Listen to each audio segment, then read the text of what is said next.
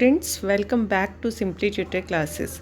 Student, आज हम corporate leadership में सेकंड यूनिट से नेक्स्ट चैप्टर स्टार्ट करेंगे, चैप्टर नंबर 7। और चैप्टर का नाम है power and influence in leadership. ठीक है, तो अगर हम बात करते हैं पावर, और एक और मैं टर्म यूज़ कर रही हूँ, डैट इज़ इन्फ्लुएंस। पावर और इन्फ्लुएंस दोनों ही बहुत ही इम्पॉर्टेंट एस्पेक्ट्स हैं लीडरशिप के, क्योंकि ये डिटरमाइन करते हैं कि फॉलोवर्स को कैसे गाइड करना है, कैसे मोटिवेट करना है, कैसे डायरेक्ट करना है। ठीक है, पावर क्या होता है? पावर वो एबिलिटी होती है जिसके ज़रिए रिसोर्सेस और डिसीज़न को कंट्रोल किया जाता है। यही लिखा हुआ है, power is the ability to control resources and make decision. Resources को कंट्रोल करके डिसीज़न लेना। इन्फ्लुएंस क्या होता है?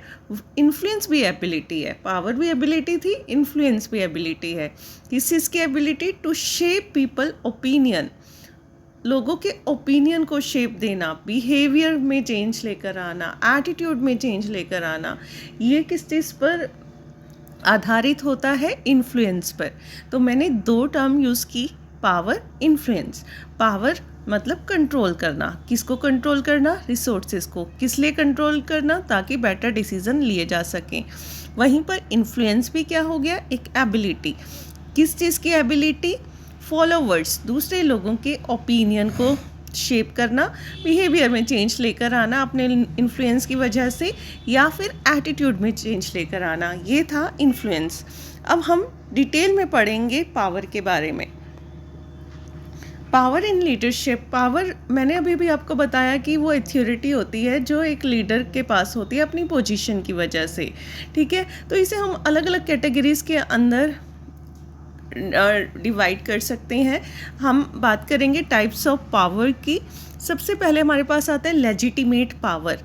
लेजिटिमेट पावर कैसे मिलती है? एक लीडर को अपनी ऑफिशियल पोजीशन या रोल की वजह से मिलती है। किसकी वजह से? जो उसकी पोजीशन है। जैसे कि जो कंपनी का सीईओ होता है, उसके पास पावर होती है कंपनी से रिलेटेड हर एक डिसीज़न लेने की। क्यों?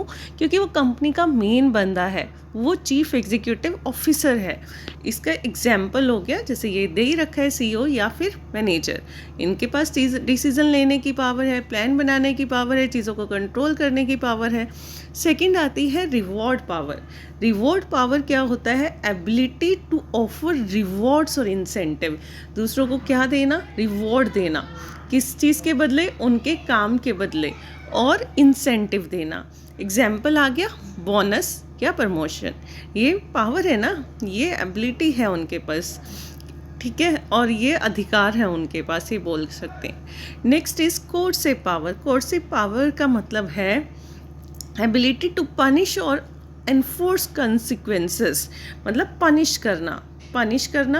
और मतलब अगर कोई पर्सन है, आपका टीम मेंबर है, वो ढंग से काम नहीं कर रहा, बहुत ज़्यादा लापरवाह है, बहुत इनएफिशिएंटली काम कर रहा है, जान के काम नहीं कर रहा, तो यहाँ पर पर्सन के पास पावर होती है कि वो पनिश कर सके और जो भी नतीजे हैं उसे भुगतने के लिए खुद ही रेडी हो सके। जैसे कि सैलरी कट कर देना या फिर डिमोशन कर देना। Next is expert power.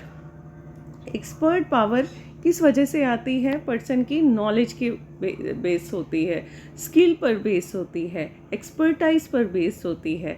जैसे कि कोई हाईली स्किल्ड डॉक्टर हो या फिर इंजीनियर हो, या फिर कोई भी प्रोफेशन हो सकता है जिसमें वो पर्सन हाईली स्किल्ड हो। नेक्स्ट आती है रेफरेंट पावर। ये कहाँ से आती है? एक पर्सन के करिश्मा, कि उसका ऑरा ही इतना अच्छा होता है कि हर कोई उस पर्सन को लाइक करने लग जाता है, उसे अपना लीडर बनाने की कोशिश करता है। जैसे कि महात्मा गांधी और स्टीव जॉब्स की बात करते हैं। नेक्स्ट आता है इन्फ्लुएंस इन लीडरशिप। पावर के बारे में हमने पढ़ लिया, अब हम बात करेंगे इन्फ्लुएंस क्या होता है। अभी मैंने आपको बताया था, इन्फ्लुएंस वो एबिलिटी होती है जिसके ज़रिए दूसरों में चेंज लाया जा सकता है, दूसरों के एटीट्यूड में चेंज लाया जा सकता है, दूसरों के बिहेवियर में चेंज लाया जा सकता है बिना अथॉरिटी को यूज़ किए। ठीक है, तो यहाँ पर कुछ की इन्फ्लुएंस स्ट्रेटजी, बहुत इंपॉर्टेंट स्ट्रेटजीज हैं इन्फ्लुएंस की, जिसके अंदर क्या क्या चीज़ें आती हैं। रैशनल परsuasion, मतलब किसी को कन्विंस करना।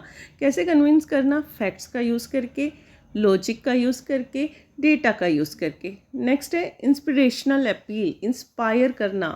कैसे?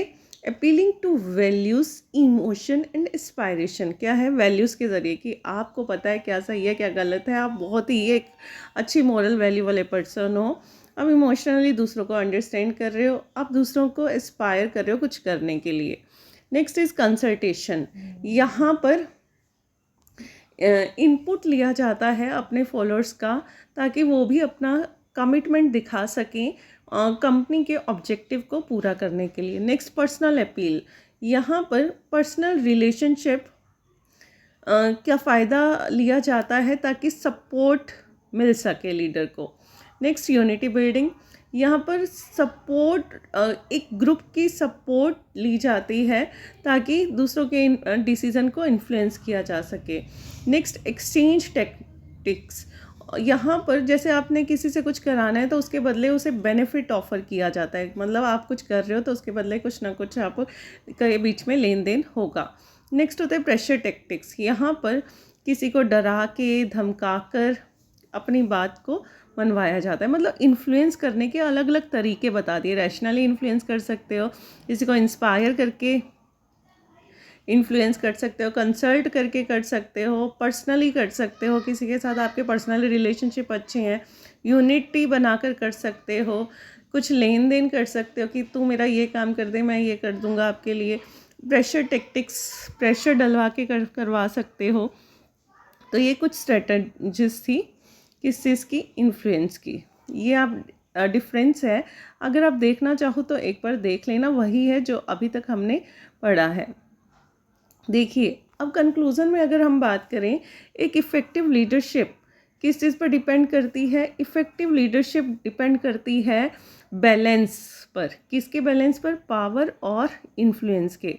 जहाँ पर आपने एक प्रॉपर कॉम्बिनेशन बना लिया पावर एंड इन्फ्लुएंस का, ठीक है, तो वो हेल्प करेगा लीडर को अच्छे से लोगों को गाइड करने में, इंस्पायर करने में, लीड करने में। ठीक है, तो ये था हमारा आज का टॉपिक और आज का चैप्टर हम यहीं अपना वाइंड अप करते हैं। आई होप आपको समझ आया होगा। फिर भी आपकी कोई क्वेरी है तो आप कमेंट बॉक्स में अपना क्वेश्चन डालकर पूछ सकते हैं। Thank you so much for the class.